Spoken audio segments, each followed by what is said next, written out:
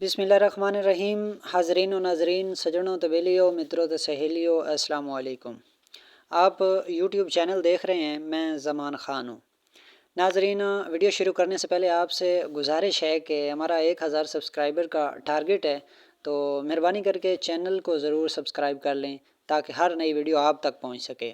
तो नाज़रीन, जैसा कि आप थंबनेल से देख चुके हैं कि मैं आज आपको ये बताने वाला हूँ कि झंग के लोगों ने तो कप्तान के साथ वफा की ही है, उसके बाद झंग के सियासतदानों ने भी कप्तान के साथ अपना किया हुआ वादा और वफा कर दिया है। उन्होंने अपनी जो कमिटमेंट की थी कप्तान के साथ वो पूरी कर दी है। तो मैं आपको बिलतरतीब एक एक करके बताता चलूँगा कि सबसे पहले मैं आपको बताता चलूँ कि झंग से शेख वकास अकरम, जो कि एक बहुत बड़े सियासतदान माने जाते हैं, उन्होंने हाल ही में पीटीआई में शमूलियत इख्तियार की और एक बहुत बड़ी लीड से अपने मुखालिफ जनाब फैसल साले हयात को हरा कर, जो कि मुस्लिम लीग नून के उम्मीदवार थे, उनको हरा कर ये इलेक्शन अपने नाम किया और उन्होंने पीटीआई में जो जहाँ पे इमरान ख़ान ने कहा वहाँ पे उन्होंने शमूलियत इख्तियार कर ली। उसके बाद झंग की टोटल मैं आपको बताता चलूँ कि 3 एमएनए और 6 जो हैं वो एमपीएज़ की सीट थी, तो सारियों पे पीटीआई के उम्मीदवार जो हैं वो फातेह करार पाए हैं। दूसरी एमएनए की सीट पे मैं आपको बताऊं कि दूसरा था झंग के गदी नशीन जनाब साहबजादा अमीर सुल्तान साहब। उन्होंने अपने मुखालिफ मुस्लिम लीग नून के उम्मीदवार मौलाना आसिफ माविया सियाल को बहुत बड़ी लीड से हरा कर ये सीट दूसरी मरतबा अपने कप्तान के नाम की और उनके शाना बशाना खड़े रहने का अज़म जो है वो आगे बढ़ाया। तो उन्होंने भी सुन्नी इत्तेहाद में शमूलियत इख्तियार कर ली है। तीसरे नंबर पे उन्हीं के चाचा अमीर सुल्तान के चाचा, और वो भी सुल्तान बाहू की गद्दी से उनका ताल्लुक़ है, और जो कि साहबज़ादा महबूब सुल्तान है।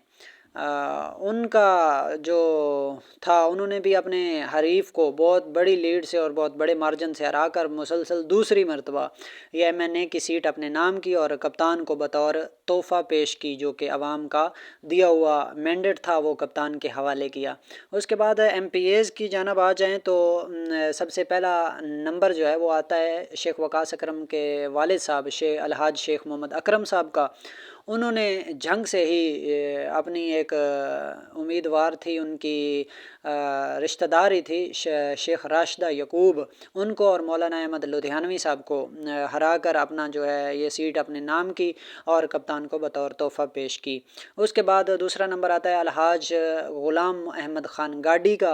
ये जो बलोच कौम से ताल्लुक़ रखते हैं, उन्होंने भी अपनी सीट जो है मुसलसल दूसरी दफ़ा, ये मैं आपको बताता चलूँ, ये हर कैंडिडेट ने ये अपनी सीटें जो है दो दो ये लगातार दूसरी मरतबा जो है वो जीती हैं।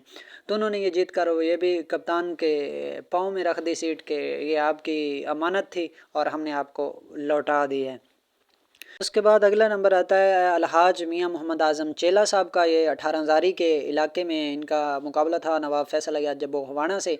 इन्होंने भी अपनी लीड बरकरार रखते हुए ये सीट इमरान ख़ान को तोहफ़े में पेश की और अपनी रिवायत को बरकरार रखा।